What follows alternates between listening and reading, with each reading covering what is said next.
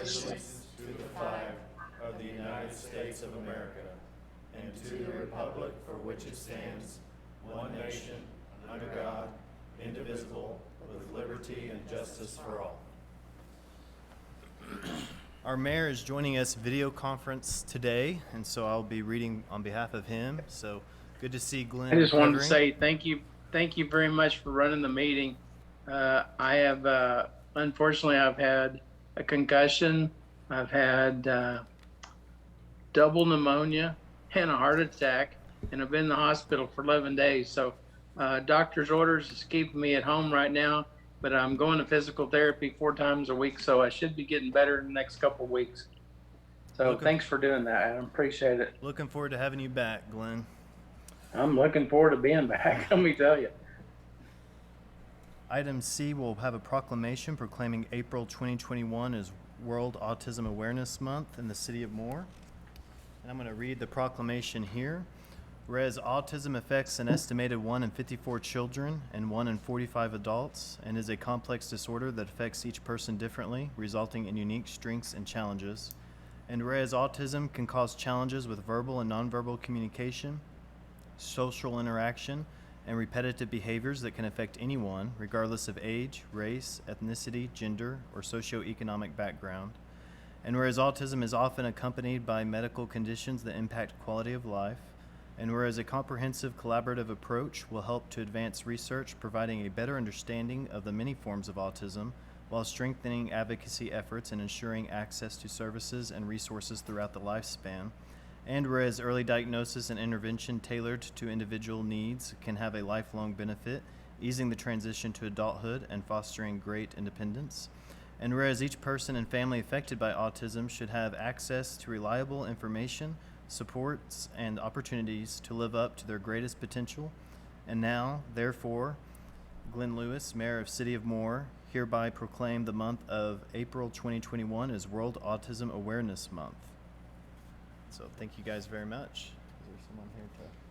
Is there anyone from the Autism Society tonight? Right. Did they just get here?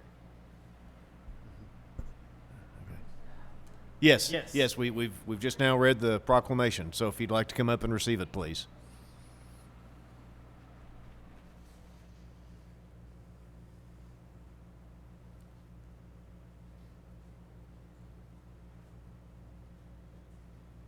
What is your name? Melanie, thank you. On behalf of Mayor Glenn Lewis, we'd like to dedicate this. Thank you very much. And this is my son Matthew. Hello, Matthew. Hi, Matthew. How are you? Thank you very much. Very much. Thank you. You have a good one. There you go. All right. Thank you very much. Thank you. And Melanie, if you'd like to say a couple of words while you're up here, it's your choice.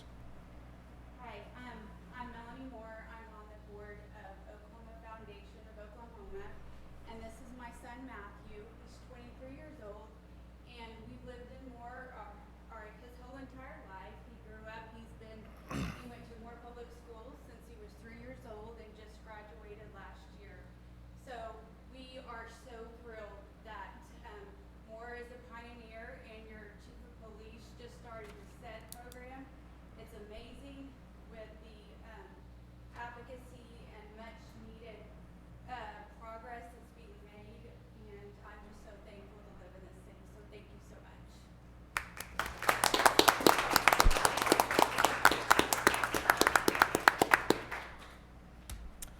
Item 2 is the consent docket. Item A, receive and approve the minutes of the regular city council meeting held on March 15th, 2021. Item B is receive the minutes of the special planning commission meeting held February 18th, 2021. Item C, receive the minutes of the regular planning commission meeting held February 9th, 2021. Item D, accept a 10-foot temporary workspace easement and a 10-foot permanent roadway and utility easement from the Prater Family Trust for construction and maintenance of the southeast sewer force main improvements along north side of Indian Hills Road.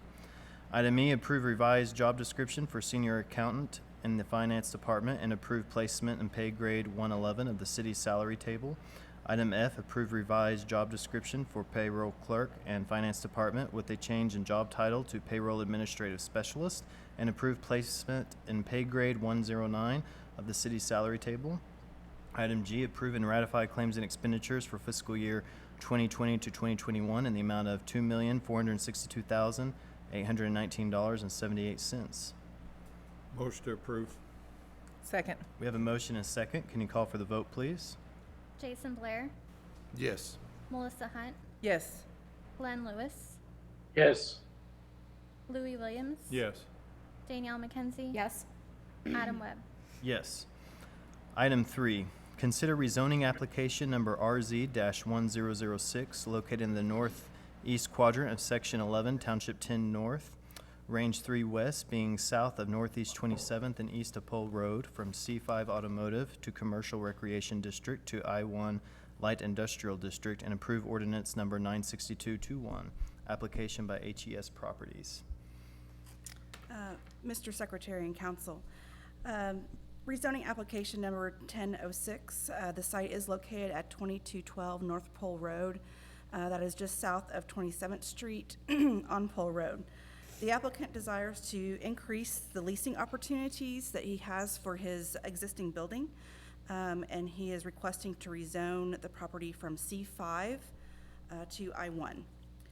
The utilities are available to serve the site. The site is developed with one building. There is no floodplain on the property.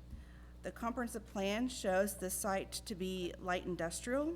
This land use allows for uses such as office, warehouse, and other light industrial developments.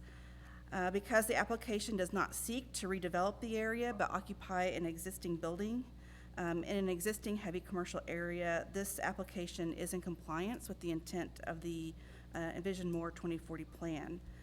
And due to this property's location in a quasi-industrial area adjacent to the railroad tracks, staff recommends approval of this application. At the Planning Commission, there was one property owner who spoke in opposition to this application. She did own a commercial lot that was near this piece of property, and she cited for her reason the surrounding C5 zoning and hesitance in letting light industrial uses in. If you have any questions, I'd be happy to answer them. Is there anyone that would like to speak? Make a motion? I make a motion to approve. Second. We call for the vote, please? Melissa Hunt, Yes.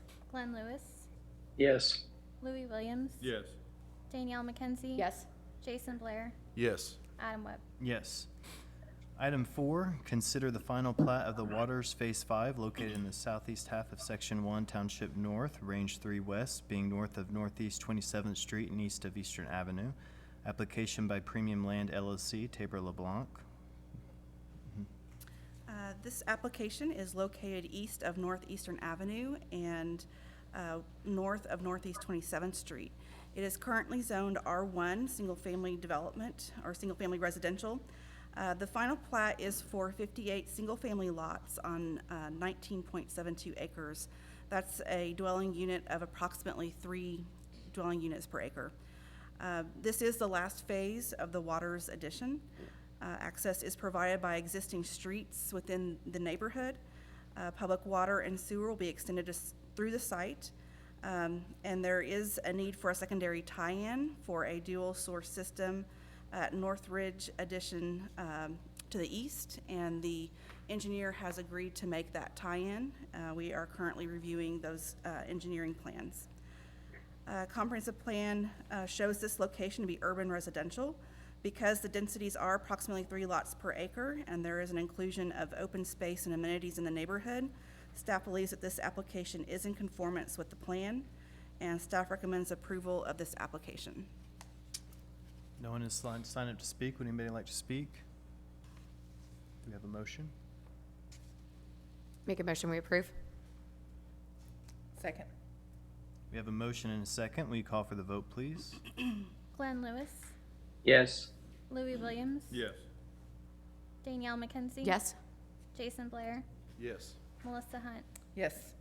Adam Webb. Yes, motion passes. Item 5, consider the preliminary plat of Cypress Creek located in the southeast quadrant of Section 19, Township 10 North, Range 2 West, being north of Southeast 19th Street and west of Sunny Lane Road. application by Farzana Development, LLP. Planning Commission voted to approve motion. Planning Commission voted to approve, motion failed 4-5. This application is 70 acres north of Southeast 19th Street and west of Sunny Lane. It is currently zoned R1 Single Family Residential. You may recall that this rezoning was approved by City Council on March the 1st of 2021. There is an existing oil well on the site that is slated to be abandoned and removed. Water and sewer are both available to the site. Detention is required. It will be provided by 2 ponds on the property. There is a FEMA floodplain and floodway located on the site. There are no modifications to the floodplain or the floodway proposed with this application. Access provided to the site by Southeast 19th Street through a divided median entryway, Cypress Creek Boulevard, and a secondary access point through Noah Drive, which is located on the north of this site, but connects up to Rock Creek Addition. It's on the south end of the Rock Creek Addition. There are 2 street stubs provided to serve the undeveloped property. There's 1 street stub to the west and 1 street stub to the east. This property was used to dump wood chips in the past. There's approximately 25 lots that are affected by the wood chips. The applicant is proposing to remove the wood chips and bring in fill dirt to fill in the lots. And a report as to how this will be achieved will be required at the final plat stage. Traffic calming techniques are required. You may notice on the preliminary plat, there's a couple of streets that are straight with little curvature or other barriers to speeding. That would be Cypress Creek Boulevard and Pin Cherry Lane. The comprehensive plan designates this property as open space residential, which allows for residential developments up to 3 lots per acre with 30% open space. This was an area of much discussion at the Planning Commission meeting. The Planning Commission was expecting to see 30% open space. The original plat had 244 lots, which would bring the density to 3.49 lots per acre, and 21% open space was provided, much of this floodplain or detention pond area. The Planning Commission wanted to see more accessible open space in this development. The applicant tabled the plat, came back the next month with a revised consideration for 239 lots, which would be 3.29 lots per acre and 22.45% open space. They did take out about 5 lots that would be utilized for open space, and those lots are not located within the floodplain or floodway. Staff believes that an effort has been made to comply with the comprehensive plan intent. The intent of the open space residential was to preserve environmentally sensitive pieces of land, which are floodplains and floodways. This application does do that. The code today, as it stands today, it has no requirement for open space beyond what a parkland would be. The comprehensive plan did see a need for more open space in our new developments with amenities, and again, it's stressing the environmentally sensitive lands. In looking at code updates, just as a note, there are no other metro communities that has an open space requirement that's beyond what they would typically require for parkland dedication. And so City Council must determine if this amount of open space is acceptable for the densities proposed. There was no citizens at the meeting, but I believe that I sent, nope, there was just no citizens at the meeting. I've jumped ahead to the next item. I have a question. Sure. So the backup documentation that I'm seeing in my packet is dated the February 18th special meeting. Yes. So it looks like it's still the 244 lots. Is that what's being proposed and voted on tonight? What's being proposed tonight is 239 lots. That would be 3.29 lots per acre. What did we end up percentage-wise on open space once they adjusted? 22.45% open space. And it's all detention ponds? No. I'm sorry, say that again. I'm sorry, did you say that most of it's still detention pond? Most of it is floodplain and detention Okay. ponds, but they did designate a couple acres that are outside of the floodplain that would be what Park. we deem accessible. Okay. There's no one signed up to speak. Would anybody like to speak on this? Sorry. What's the density of Rock Creek on that? Do you know off the top of your head? I do know. I had a feeling this question would come up. I feel like you read our minds because usually I ask the most random question. She's like, it's exactly 3.31 or whatever it is. Rock Creek has 3.79 lots per acre and a total of 3.43% open space, and all of that open space is detention ponds. Yep. David Box, 522 Colcord Drive. Also with me is Jason Spencer, who is the civil engineer for the project. As Elizabeth mentioned, we did table it after the first hearing. We moved forward with the rezoning request, tabled the plat to go and see if we could find some additional open space. We were able to reduce a few lots and come up with more open space. 22% open space, at least in my opinion, is a significant amount of open space. The additional open space we created was not within the floodplain. It was usable, accessible open space. When you look at a plat, really the analysis for a city is whether or not the plat conforms to the zoning ordinance and the subdivision regulations. A comprehensive plan, in my opinion, has no relevance whatsoever in a discussion about a preliminary plat. To be sure, there is a recent Court of Civil Appeals opinion from the state of Oklahoma in which the city of Edmond denied a plat based solely on the lack of conformance with a comprehensive plan. And so I just briefly want to read a few sentences from the opinion, and this is SAC Investments v. City of Edmond, case number 118252. At paragraph 25, it says, "We find no authority in Oklahoma law supporting city's argument that the city had discretion to deny a preliminary plat based upon incompatibility with the plan. Such plans are useful guides in directing municipalities in making legislative decisions, such as amending ordinances. We reject any argument that denial of a preliminary plat could properly be based upon policy goals expressed in a comprehensive plan." So, we had a long, lengthy discussion at Planning Commission about the goals expressed in the plan and how to make those concrete, and obviously the way to do that is through ordinances.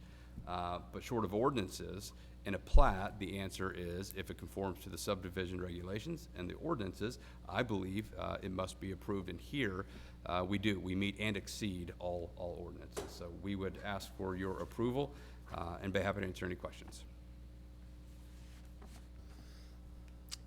All right, thank you. Does anybody else have any questions or like to say anything? Do we have a motion? Nobody's here to speak. Yeah. Okay. For or against it? I make a motion, we approve. I'll second it. We have a motion and a second. Can you call for the vote, please? Louis Williams. Yes. Danielle McKenzie. Yes. Jason Blair. Yes. Melissa Hunt. Yes. Glenn Lewis. Yes. Adam Webb. Yes. Item 6, consider rezoning application number RZ-1005, located in the northeast quadrant of Section 12, Township 10 North, Range 3 West, being south of Northeast 27th Street and west of Bryant Avenue, from A1 Rural Agricultural District to R1 Single Family Dwelling District, and approve ordinance number 96621, application by Mike Gallier. Planning Commission recommended denial 9-0. This site is located south of Northeast 27th Street and west of North Bryant Avenue. The site is currently zoned A1. It does have, I believe, 2 existing homes on the property. The applicant wants to demolish the houses and develop a single-family residential development of 47 lots and 2 common areas. And it would equal 2.8 living units per acre. Water and sewer are available to serve the property. and stormwater detention is required. There is an existing retention pond on the west side of the property that abuts Signal Ridge. That would stay and be improved to provide stormwater detention for the site. There is FEMA floodplain located on this property.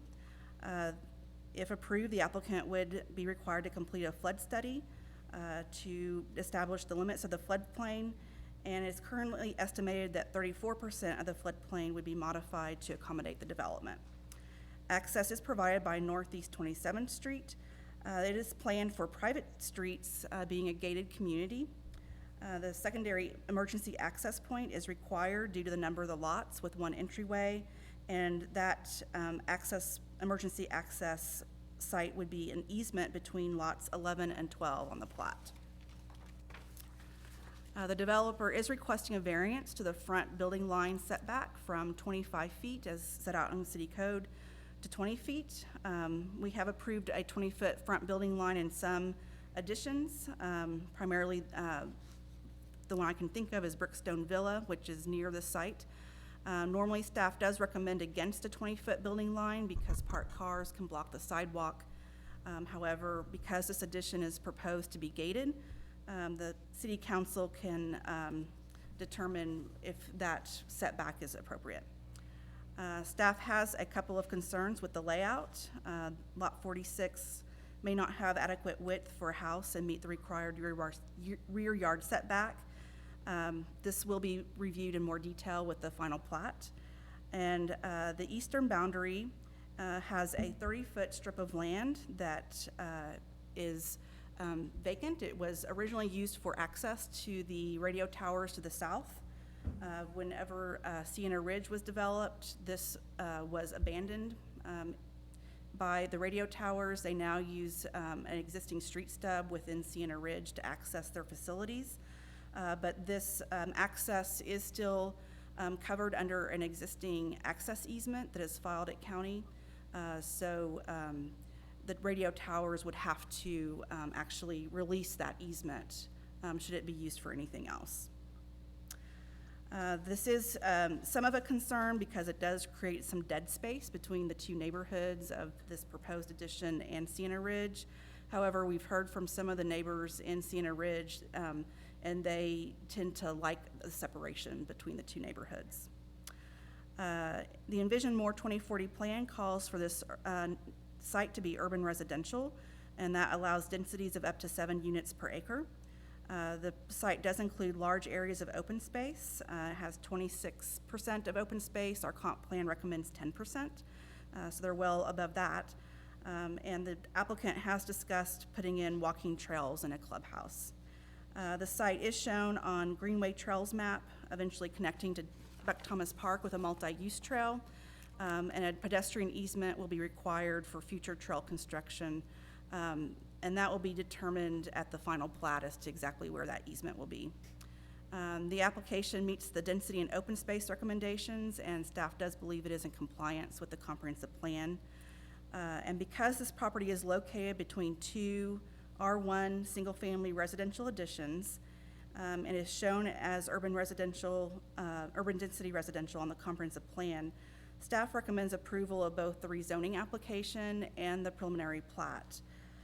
I will say that this was a long item at the Planning Commission meeting. We did have 12 citizens who spoke against the item.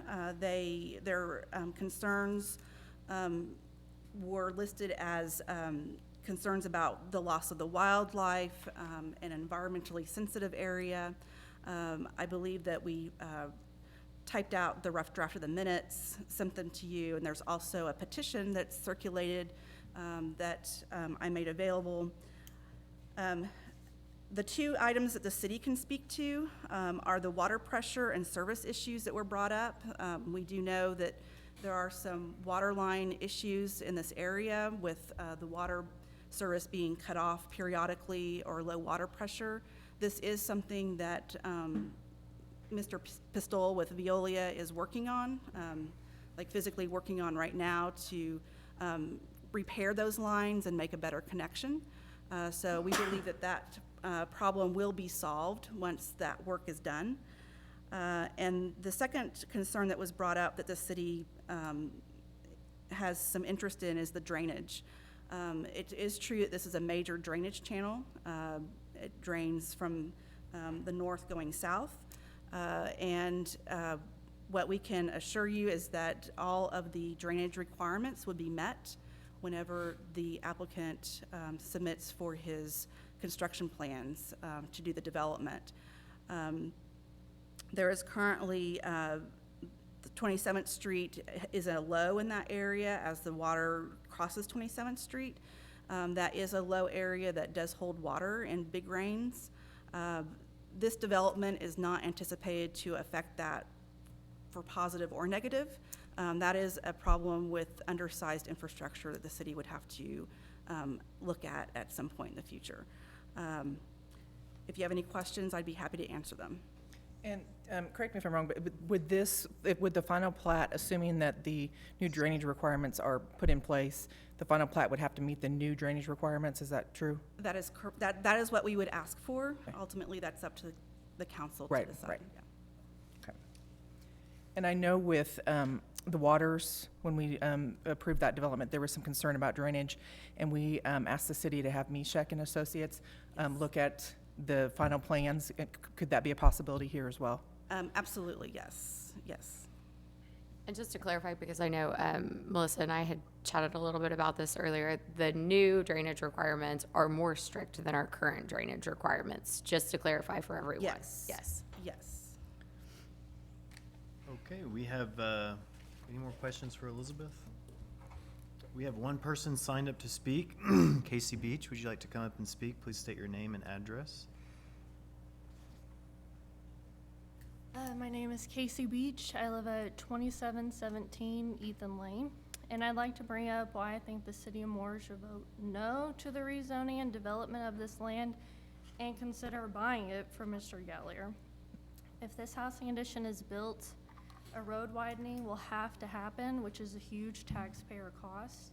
In 2014, the average price per mile to build a road in a small suburban area was $3.5 million. This doesn't include future road repairs or the widening and rebuilding of the bridge. Just now, we saw the 250 home addition is about to be approved or is approved for building. So these 47 homes would not negatively impact the city if they were not built. Edmond is currently trying to start a nature park like we could do here, but we're lucky because we already have one. All we need to do is put in some primitive trails and benches, no playground equipment or buildings. This will bring in tons of tax revenue with people looking to get out of the city for a day and hike. Could be a study area for field trips, for natural habitats. This would keep the value of more than 200 homes surrounding the area intact. And this goes along with the Envision More 2040 plan to protect the environment, maintain the natural beauty, increase access to open space, and protect unique natural features. And it eliminates the need, hopefully, to raise taxes because there's no maintenance or large extra costs in this. And we would all rather see our money spent on a park we can all enjoy rather than a bigger road with more traffic and pollution, which we demonstrated by our petition. Thank you. Thank you. No one else has signed up to speak. Would anyone else like to speak?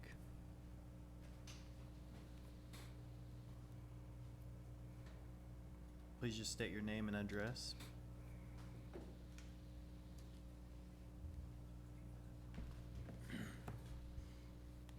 Ross Morris with Morris Engineering, represent the applicant, Mr. Gallier, who happens to be here too.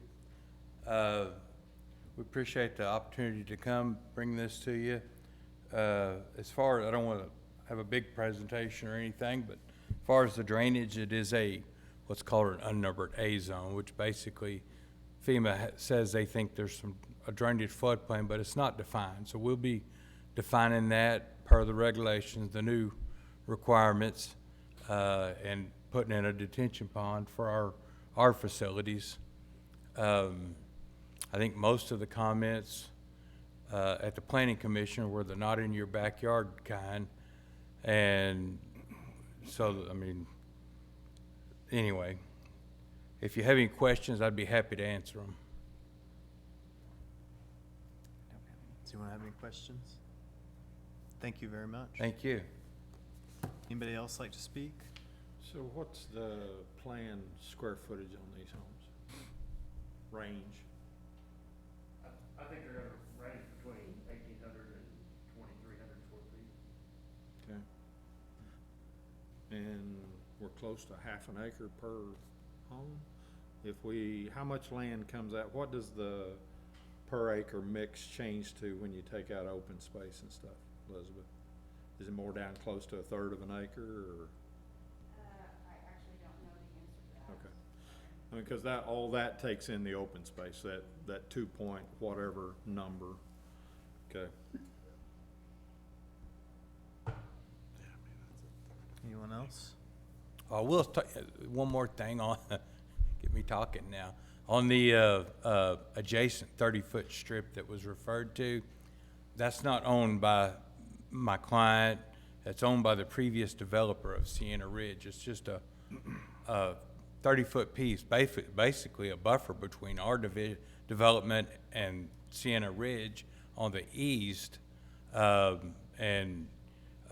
far as the walking trail, we've attempted to talk to them about purchasing it to allow the walking trail. I mean, it'd be a perfect place for the future walking trail coming up out of the park. But we didn't get anywhere with that, and but it was our intention that might possibly be a win-win, and maybe even give a north access to the park in some place down the road. But that's up to the council to decide if that falls into that place. But that's what the story with that piece is. So, any more questions? I have a question for you. As far as a gated neighborhood, those will be private streets. Do you have a plan on how much you'll need per each lot for HOA fees to cover those street repairs? I don't think we've run the numbers yet, or we haven't set up the homeowners organization. I didn't figure. Yeah, I was just but- thinking if you had a guesstimation. I know that in most of our neighborhoods, people pay at least $250 a year. Yeah. And those are for non-gated neighborhoods, so I'm What just curious. What I usually do is look at the streets on a time basis for a 20-year period and say in 20 years you're going to be redoing them all. If you're doing asphalt street, well, there's going to be maintenance. It's going to be a little cheaper on the front end, but 5 years you're going to have maintenance, 10 years more maintenance. Every 5 years you'll have an increasing maintenance, and then at the 20-year mark, then you're probably going to need to do something a little more significant, and that gets you into the next 20-year period of doing that. But every 5 years, usually on a private street development like this, I try to put together a schedule so that they can see, as it's coming down the road, they need to be putting that aside and not collecting it or not spending it on other things, because there will come a day when that has to be done. All right, thank you very much. So I appreciate the comments as far as purchasing, the city purchasing the property for a park.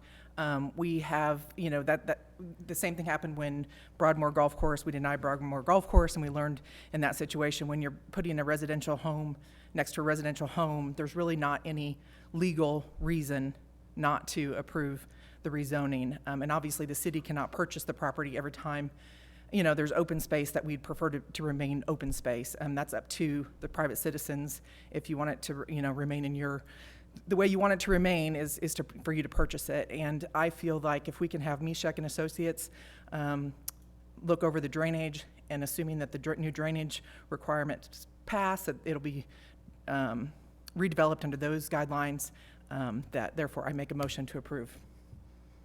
And I appreciate the eagerness for a natural park as well. Hopefully that's something we can keep working on as our parks and more space for everyone as well. But the person that owns the property, it's their choice, what to do with it, unless it's purchased by another person, kind of like what Melissa said. But I am really interested in making sure that no flooding issues occur. And so I think that's a good idea that we go ahead and pursue with Mishek and Associates. Any other comments or another motion? The only thing I would comment, I know that we did receive some letters on this, and it may have looked like we just received them tonight. They were all scanned and sent to us because we have a fantastic staff, so I appreciate that we had the chance to drive this and read your letters and the concerns. But I'll just echo the same thing. When you put single-family housing next to single-family housing, as long as we plan for all the other things, drainage included, it just makes sense. And we've fought this battle before, and we've lost in court before. So I would second Melissa's motion that this passes. We have a motion and a second. Can you call for the vote, please? Danielle McKenzie? Yes. Jason Blair? Yes. Melissa Hunt? Yes. Glenn Lewis? Yes. Louis Williams? Yes. Adam Webb? Yes. Item passes. Item 7, consider the preliminary plat of Madison Gardens located in the northeast quadrant of Section 12, Township 10 North, Range 3 West, being south of Northeast 27th Street and west of Bryant Avenue. Application by Mike Gallier. This is a companion item. You mentioned there was a lot in there that you had concerns about. That'll be taken care of before the final plat approval, correct? Yes, there's Okay. several small issues that we need to address, and those will all be taken care of before you see it at the final plat. Okay. I make a motion to approve. Second. We have a motion and a second. Will you call for the vote, please? Jason Blair? Yes. Melissa Hunt? Yes. Glenn Lewis? Yes. Louis Williams? Yes. Danielle McKenzie? Yes. Adam Webb? Yes. Item passes. Item 8, consider approval of a contract with Park Hill Incorporated doing business as Limkey Land Surveying in the amount of $200,000 for GIS updates in the city's stormwater network.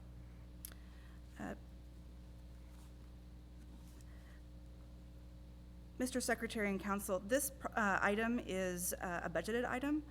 It will be coming out of Fund 11 that was dedicated for water improvements and drainage improvements. This project would work to update our city's stormwater network map on the GIS and include things like pipe size, direction.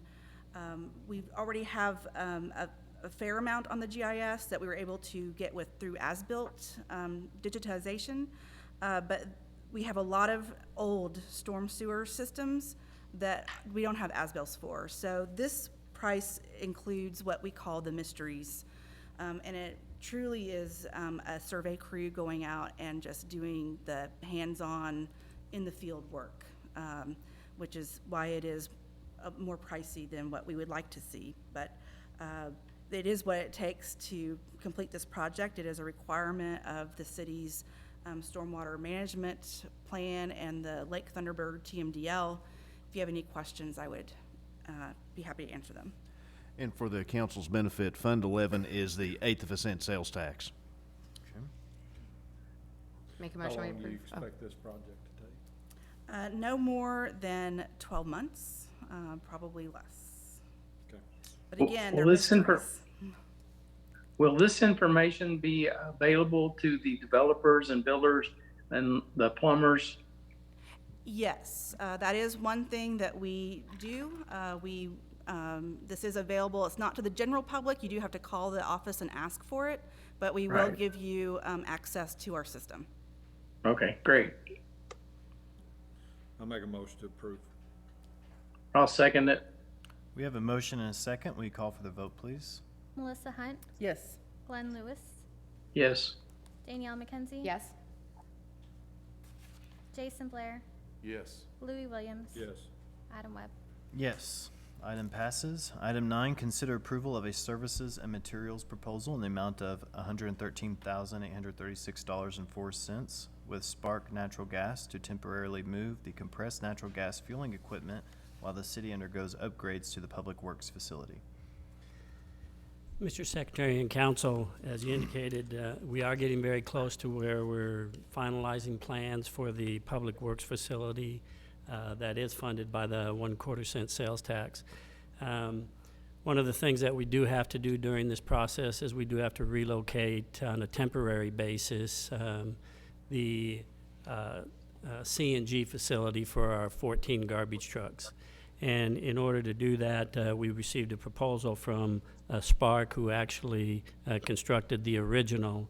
And in order for them to relocate the facility, or the CNG facilities, they're looking at $113,836. We did look at the alternative of just having each of the garbage trucks go to OnQ or 7-Eleven that do provide CNG. However, we do have our contract with Spark for the existing facility has a minimum fuel requirement that we have to purchase every year in the agreement, and that amount is an equivalency of 5,700 gas equivalent gallons. And when you take into consideration that we would have to pay for that 5,700 gallons as well as whatever we purchased at OnQ, we would have to, our contract says that we will pay 75 cents for up to 5,700 gallons if we don't use it. And when we take that into consideration, the cost to utilize other locations comes to $132,500. So it actually is about just under $20,000 more cost effective to temporarily move the services. So was this included in our budgetary plan on revamping the site? Yes, we had looked into that. I mean, we knew that was probably a probability from the standpoint of we're expanding the existing facilities and upgrading them. Planning to move it to? They basically would be moved over in the northeast corner behind the water tower. Okay, all right. So still on the property? Yeah, it'll still remain on the property, yes. Thank you for doing that work and looking out for our citizens' tax dollars. I make a motion to approve. Second. We have a motion and a second. We call for the vote, please. Glenn Lewis, Yes. Williams. Yes. Danielle McKenzie. Yes. Jason Blair. Yes. Melissa Hunt. Yes. Adam Webb. Yes. Item passes. Item 10, consider approval of amendment number 2 in the amount of $78,814.75 to the Southeast 4th Street BNSF Railroad Underpass Final Plan Agreement with Poe and Associates for preparation of an environmental study necessary for the project. As you're all aware, the project along the railroad underpass project along 4th Street now has oversight and funding available from the Oklahoma Department of Transportation and the Federal Highway Administration. Therefore, the project we're required to do a National Historic Preservation Act and a National Environmental Policy Act in accordance with the ODOT and federal standards. In order to incorporate these environmental services to meet those standards, the additional cost to do so is $78,814. And we would ask that you approve this so that we can move forward with that process. Make a motion, we approve. Second. We have a motion and a second. Will you call for the vote, please? Louis Williams. Yes. Danielle McKenzie. Yes. Jason Blair. Yes. Melissa Hunt. Yes. Glenn Lewis. Yes. Adam Webb. Yes. Item passes. And I'd just like to say, as we point out every time, even though you don't see the work going on the underpass, it is happening. And so there are things happening. The underpass will happen, so. Item 11, consider approval of amendment number 1 in the amount of $17,500 to the Public Works Facility Renovation Agreement with TAP Architecture for revisions necessary for construction of the facilities. As we've been going through the project and finalizing the plans, we've made some revisions to better utilize some space.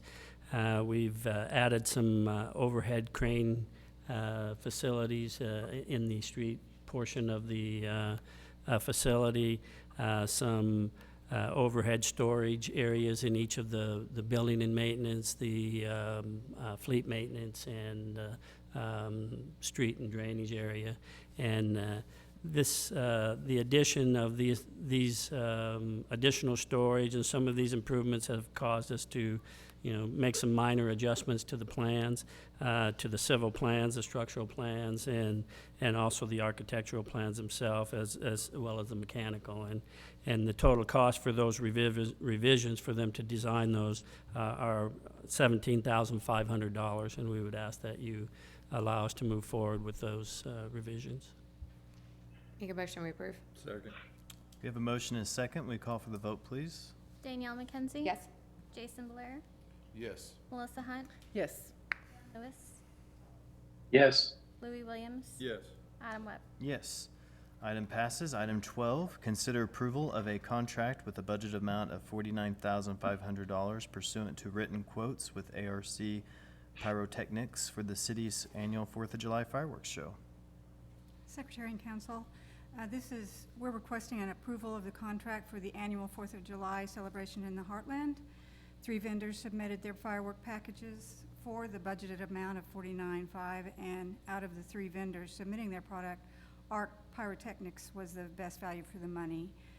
ARC has been our vendor previously and is acquainted with the Buck Thomas Park where the event is held. Their show will be approximately 24 minutes with the 45-second finale, and it's the same as it was last year. Where are they located out of?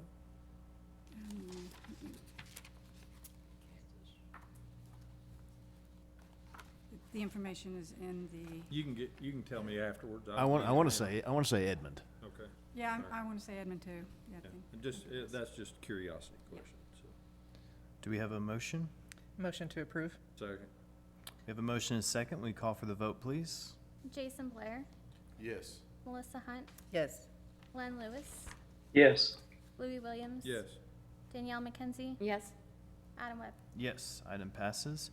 Item 13, consider authorizing the budgeted purchase of 3 Z960M Z-Track tractors using state contract number SW0190 from P&K Equipment in the amount of $11,028.71 each, for a total of $33,086.13 for replacement of outdated equipment. Council, we are requesting approval to purchase the 3 Z-Track mowers using the state contract. These mowers have a more safe and efficient working capacity than the older, outdated equipment the Parks and Recreation Department has presently. The old equipment will be stored at the park maintenance yard until plans can be made to auction them off or deal with them in a similar manner. And Brooks, I know in 2 years past, we had a few grass issues. We're good to go this year, I think, right? Yes, with the newer equipment and the equipment that's better suited to this, yeah, we should be in better shape. I than we have been. appreciate that. Yeah, this should address a lot of people's concerns for that. Do we have a motion? I'll make a motion to approve. Second. We have a motion and a second. Will you call for the vote, please? Melissa Hunt. Yes. Glenn Lewis. Yes. Louis Williams. Yes. Danielle McKenzie. Yes. Jason Blair. Yes. Adam Webb. Yes, item passes. Item 14, consider approval of a contract with Crawford and Associates for preparation of the city's annual financial statements for fiscal year ended in June 30th, 2021, and to provide the Finance Department with financial services on special projects on an as-needed basis. Mr. Secretary and Council, this contract is mainly for financial statement preparation, but may also include limited special projects as needed.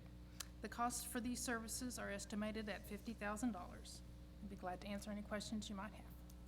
I have a question. We used to hire Crawford and Associates for $40-something thousand to do the entire annual audit. Why are we having 2 separate contracts on that now? The next item, he's talking The next about. item is Dillon Associates. That's correct, and they do the audit portion, and then Crawford does the financial prep, and that's as But a before result- we started with Dillon Associates, Crawford always did it for us by himself. Well, you can't have the same group audit, can you? Mayor, there's the a conflict. Crawford and Associates a number of years ago decided to get out of the auditing business and focus on consulting and the preparation work like they've proposed to do for us. They haven't done I any can actual audit understand that work. since they make $10,000 more on this contract than they did when they did the audit. Well, I mean, I understand that, but I believe that since the Crawfords got out of the auditing business, I think there have been 15, if not 20 more GASB pronouncements. So the auditing standards have increased significantly in the last 20 years, and so it's I mean, Okay, but we just hired a new accountant. excuse Did me. we not? Didn't we just approve for a pay for a new accountant? Yes, but the job duties for that person are not to prepare the financial statements for the audit. Okay, fair enough. So what were our numbers last year for these 2 contracts? Do you remember? Last year, we paid Crawford around $42,000, Okay. And for Dylan, we paid, 50,000. Okay. And so we'll be a little over that this year then? Right. Okay.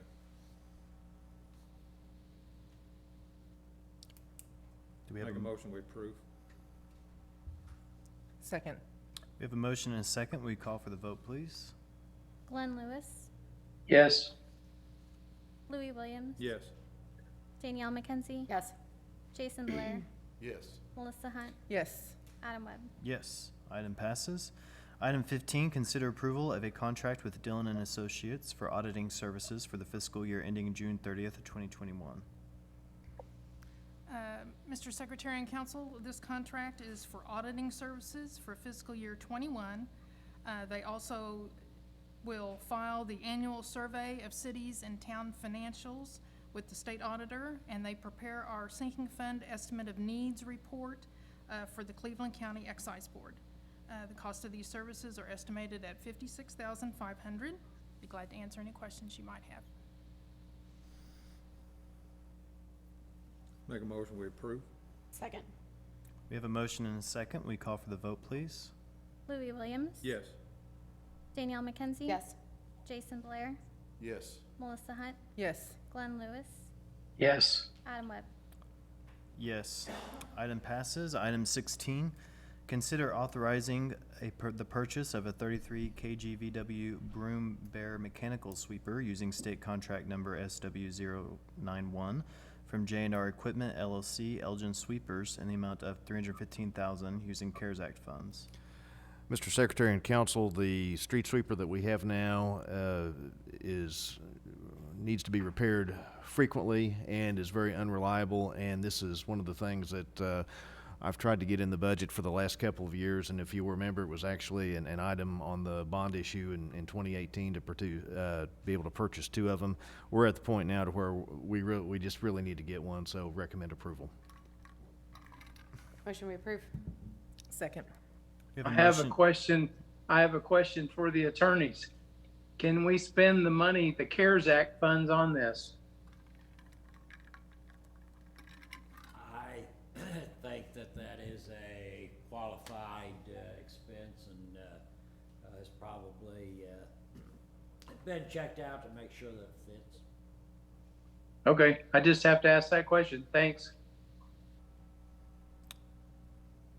Do we have a motion and a second? Yeah. Oh, We Can you call for the vote, please? Danielle McKenzie, Yes. Jason Blair, Yes. Melissa Hunt, Yes. Glenn Lewis, Yes. Louis Williams, Yes. Adam Webb. Yes. Item passes. Item 17, consider authorizing the purchase of a replacement of logic controller system from Collier Power Systems, RP Power, as sole source in the amount of $134,350 for use on public safety building generators using CARES Act funds. Mr. Secretary and Council, the controller system for the generators in the public safety building is in need of replacement. It's become problematic to diagnose the issue and get the replacement parts, and so the manufacturer has recommended that we just replace it. I believe we're 2 generations behind. Mr. Kitch is here to answer any specific questions if you have about it. I recommend approval. The only thing I have is the same question to the attorneys. Is it, in your opinion, that we can spend the CARES Act money for this? Yes, sir. Okay, thank you. How old is our current system? Approximately, I'm just curious.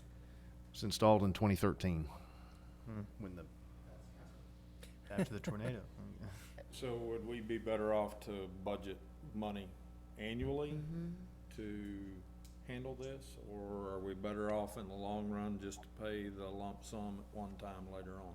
The Could we issue, have upgraded this along and No, be we better have off not. than we are today? I'm not sure I can answer that question for you, sir. The controller system, the generators are very sophisticated. There's 2 of them, and trying to get those 2 to work in harmony requires some additional gear beyond what we have, say, for the generator here or the generators at the fire stations. Okay.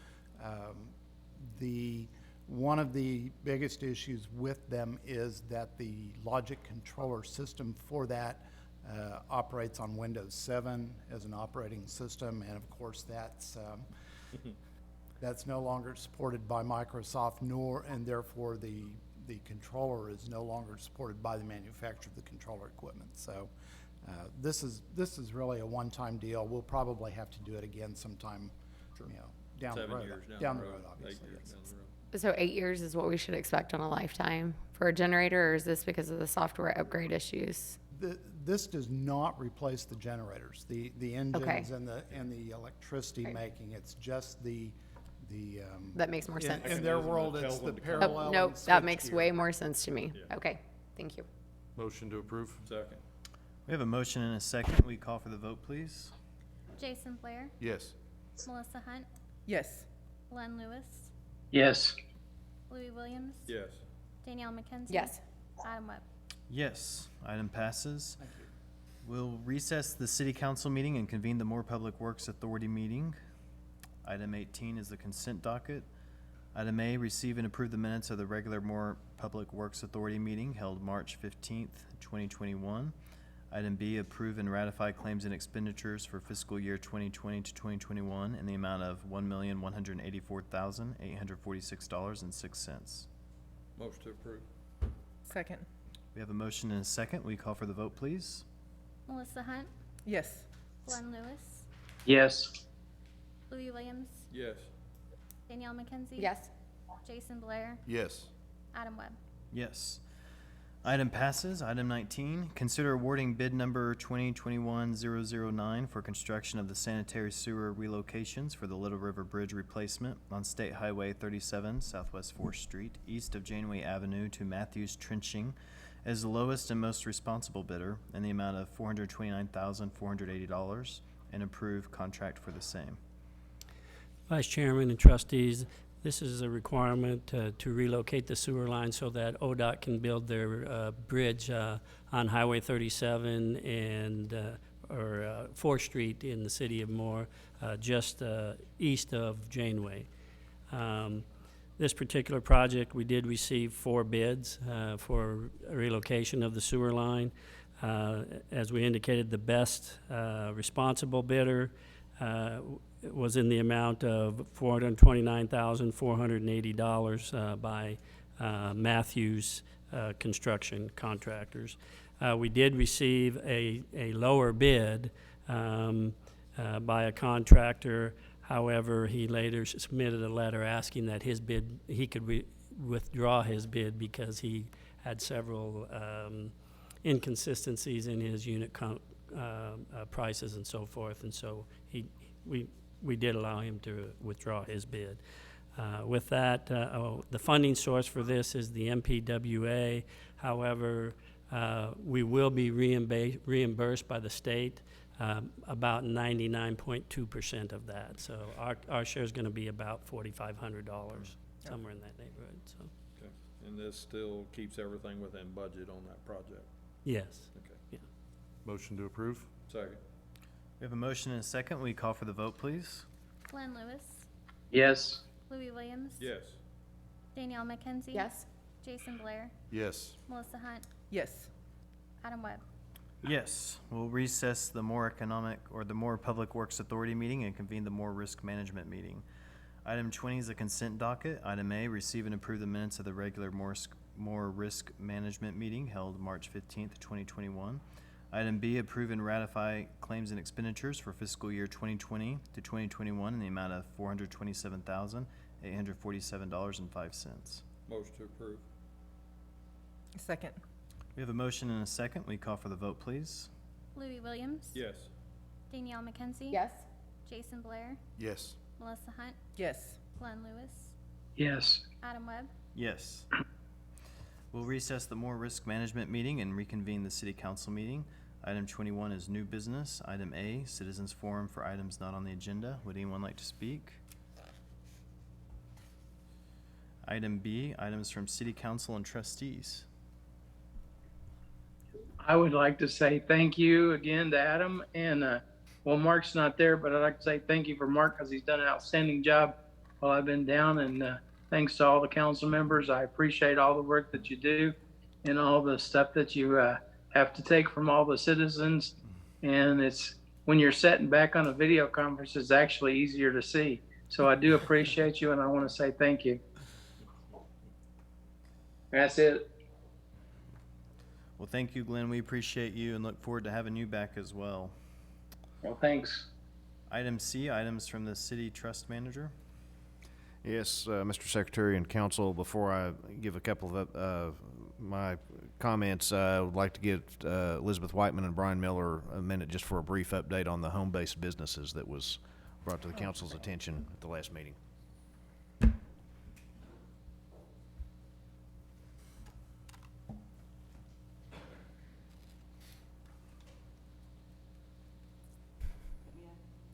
Okay. We didn't practice this beforehand. Since the last meeting date, we, mainly Brian, has been researching what other cities allow for home-based businesses. He collected a lot of really great information from other cities around the metro and prepared a draft ordinance that I have reviewed with our code enforcement team, who was the team who is charged with enforcing the home-based businesses. What do we need to? So really, it's up to the council as to how detailed you would like to get with the home-based business ordinance. We have two options. One would be to handle it similar to what we do today, which is just do a list of businesses that are allowed and disallowed. And from there, it's kind of the honor system unless we get a citizen complaint. The other option would be to actually have a permitting process in place where home businesses would come in, get a permit that would allow city staff to go out, make inspections. We would anticipate this being like an annual permit where we can go out on a yearly basis to make sure that they are in compliance with the requirements. What am I missing? Well, some of the things we probably need to consider if we do want to go forward with it is most of the cities that I looked at, they actually had an itemized list of certain businesses that were prohibited, certain businesses that were allowed. And then there were certain guidelines, if you weren't specifically listed in either one, what you can and cannot do. Now, there's some that I read, I thought, I don't know how we're gonna enforce that, because there were some that were like, you can't have more than 3 deliveries in a day. Well, I don't know how to do that. So what I did was I kind of picked and chose sort of the best things from all different cities, put them all together as a very rough draft. And what I would like to do is maybe present that at some point as a discussion that we could all sit and talk about and see what we can come up with as to what the rules should be. Like for me, I think it should be, the employees would be just one who lives there at the residence. Now there are some cities that allowed 3. There were some cities that allowed some type of a sign to be put out in the yard. Well, I don't know if that's a good idea. Things like that we need to discuss, but I think it is something that we can work on to allow certain home businesses to work, but I think we need to be careful as to how we proceed because we don't want floodgates. Right, we don't want to impact the neighborhoods greatly. Do we have any idea of a rough guesstimate as to how many home businesses we have? No. No. No. And do other cities do a permitting process, or would we be one of the only ones? Some of them Some do, do. and some of Okay. them don't. Yeah. Are the cities that you looked at, are they around here or just in general around Well, I the? started around here, Yeah. and then I expanded because I wanted to get a better sample size of what I was looking at. For example, Bethany does not specifically prohibit it, but under their rules, what I mean by prohibit it, the massage, the home massage, they did not specifically prohibit it, but I think it would be allowed under their guidelines if it was just that one individual working there at the house. It seemed like a lot of the rules also made a restriction as to the size of the home business, the portion of the home that is set aside for the business. It seemed like that is 25%. So I just kind of went with that on my sample ordinance. I just kind of went with that because it seemed like that's what everybody was doing. Edmond doesn't prohibit it, but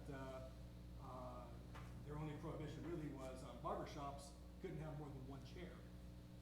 So, things like that. So, I mean, we need to think about. And I assume that's because then you're only gonna have one client, so one car and all that, yeah. Right, and All that parking makes is the hands-down biggest complaint we get today on home businesses. And it's also one of the most difficult things to enforce, because if you're parking on a public street, I mean, it's a public street. So I think that keeping in mind the amount of traffic and parking that it would generate would be. One of my concerns about doing a permitting process is you're ultimately gonna have to generate enough money to pay a salary. And so the size of the permit could be more than $10 or $15. It could be $100 a year or something like that. And I don't know. We just gotta think through that. I agree with that. I like the idea of you, like, staff talking about it, because I'm sure you see things differently sometimes than we do. But as far as permit, that does make me, that's a little too many bureaucratic layers. I don't know necessarily if we want, but yeah, I thank you for looking into it. So there's a bill going through the legislature right now, and I've sent it to Elizabeth, 316, which I think's changed a little bit. And one of the things in there is that it would allow municipalities to still prohibit some home-based businesses based on the number of people employed by, so that might be something to consider too. That I think it's Senate Bill 316, that there might be some changes there statewide. So how often do you get calls on this type of thing today? 5 a week? So we get calls fairly regularly about people wanting to start home businesses, right? And we tell them the guidelines, and like I said, it's kind of the honor system, and we explain to them, you know, if no one complains, you're good to go, which, the complaint calls we get don't come in very frequently, and in fact, I could probably name 5 just on my hand that are repeat offenders. And again, it all has to do with parking, parking. So, you know, we really tried to take a hands-off approach. We kind of felt like that was probably, you know, at the time, the best thing to do. But I do see some merit in defining it better. Sure. If we do a good job. Especially the things you don't want. Right. I mean, Yeah. Like I wouldn't want to see a sign in the yard. yeah. Because to me, that's something that, you know. You could leave the gray area gray, and it can be however big it needs to, but these are the things okay, and these are the things we don't want nothing to do with, and leave some leeway in the middle. Agreed. Well, thank you both for doing all that research. Thank you. And I look forward to hearing what else, your recommendation. Then, Mr. Secretary and Council, congratulations to the fire department. Last week, they were presented a check from the Moore Public Schools Foundation for $125,000 for the Santa Express. They do a great job on that every year, and a special thanks to Darren Sigmund, who especially works very hard on that program. But it was a nice event. Bus from each of the 3 high schools came and had a nice little ceremony. Dr. Romines was there, so it was very good. And again, congratulations to the fire department. Awesome. Yeah, That's that's great. great. Item 22 is adjournment. So moved. Second. Call for the vote, please. Jason Blair, Yes. Melissa Hunt, Yes. Glenn Lewis, Yes. Williams, Yes. Danielle McKenzie. Yes. Adam Webb. Yes. Elizabeth, can I get a minute with you? Not right this second, Jerry.